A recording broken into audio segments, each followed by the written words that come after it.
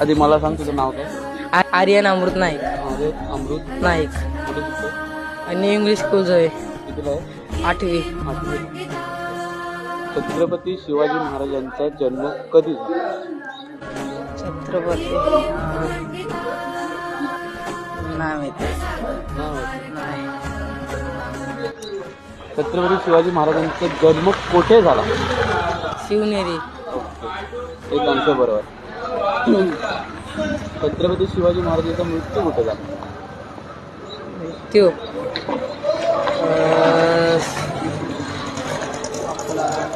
स्वराज्य नाही. रायगड. रायगड बरोबर.